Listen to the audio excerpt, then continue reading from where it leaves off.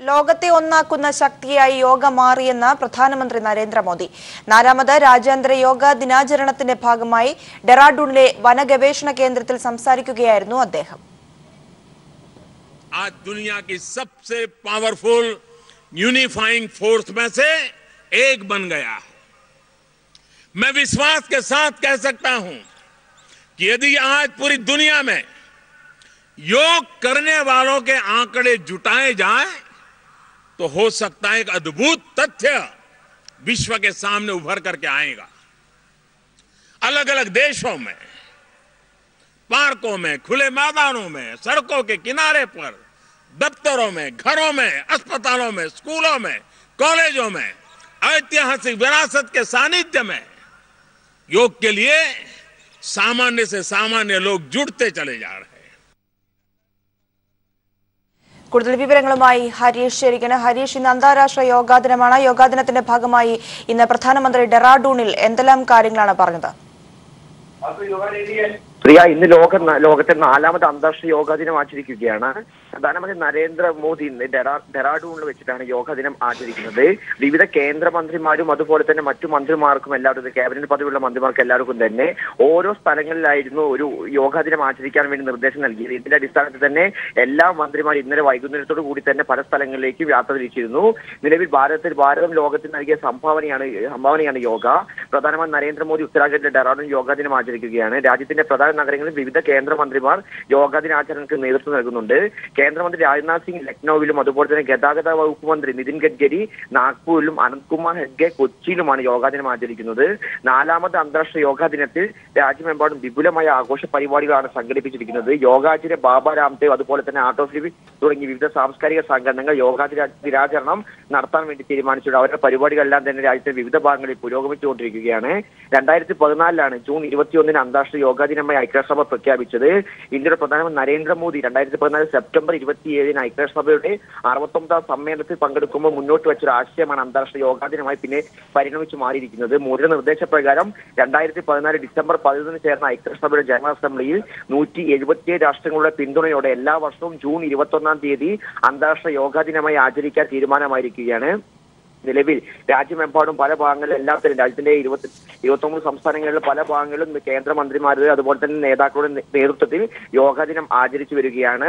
പ്രിയ, വിവരങ്ങളാണ് ഹരീഷ് നൽകിയത്.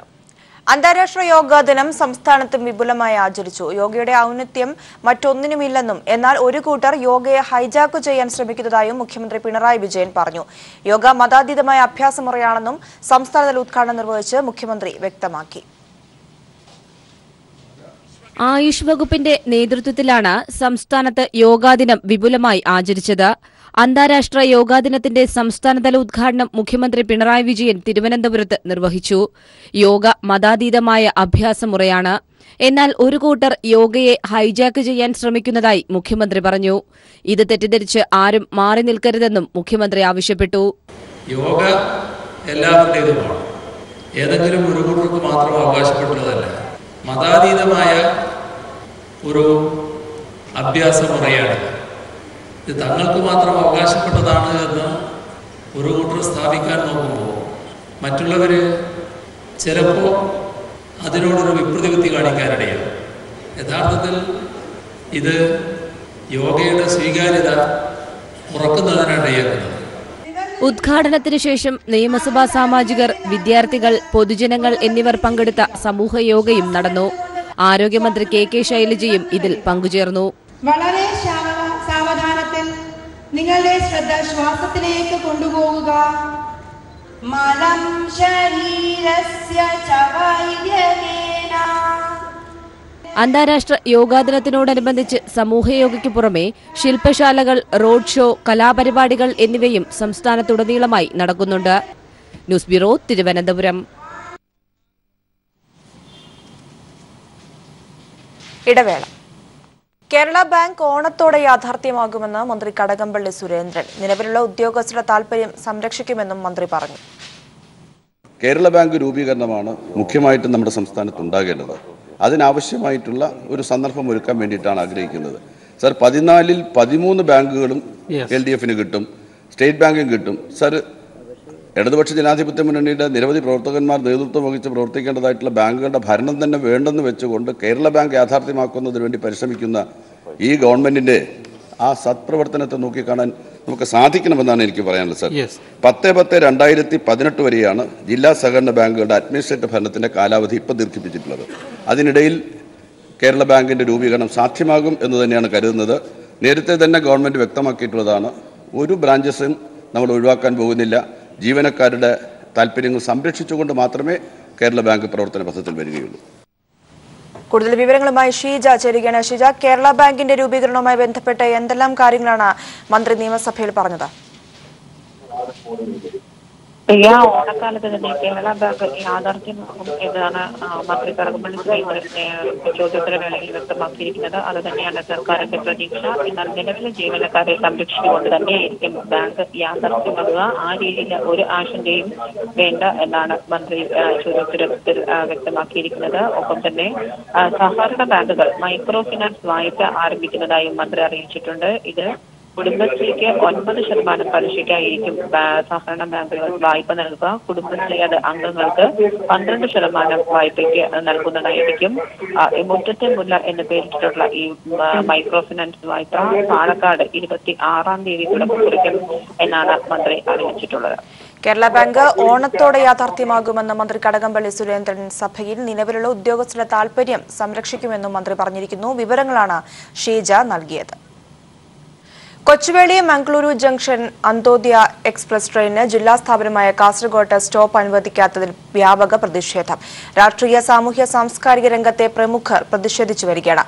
അന്ത്യോദയ എക്സ്പ്രസിന് കാസർഗോഡ് സ്റ്റോപ്പ് അനുവദിക്കണമെന്നാവശ്യപ്പെട്ട് പി കരുണാകരൻ MP ജൂലൈ 1 മുതൽ കാസർഗോഡ് അനിശ്ചിതകാല രാപ്പകൽ സത്യഗ്രഹ സമരം നടത്തും.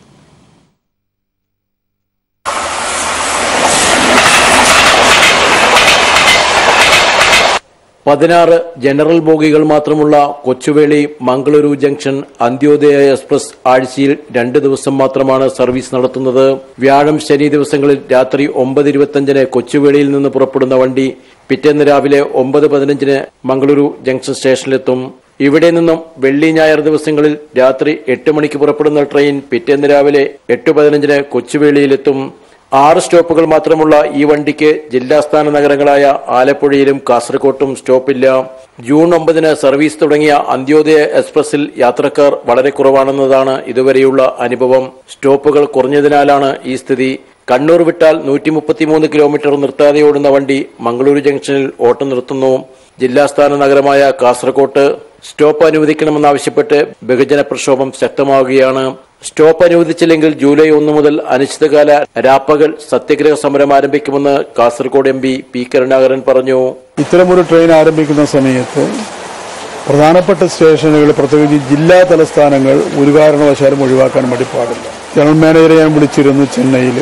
മന്ത്രിക്കും അതുപോലെ തന്നെ ചെയർമാനും നേരത്തെ തന്നെ ഇത് സംബന്ധിച്ചുള്ള നിവേദനം MP എന്ന നിലയിൽ ഞാൻ നൽകിയതാണ്. പക്ഷെ അത് പരിഗണിക്കാത്ത ചുറ്റുപാടിൽ ഒരു സമരത്തിലേക്ക് പോകേണ്ടി വരുമെന്നാണ് ഇപ്പോൾ തോന്നുന്നത്. ഇത് സംബന്ധിച്ച് അനുകൂലമായ തീരുമാനം ഉണ്ടാകുന്നില്ലെങ്കിൽ ഈ ജൂലൈ 1 മുതൽ അനിശ്ചിതകാല രാപ്പകൽ സമരം നടത്തണമെന്നാണ് ഉദ്ദേശിക്കുന്നത്.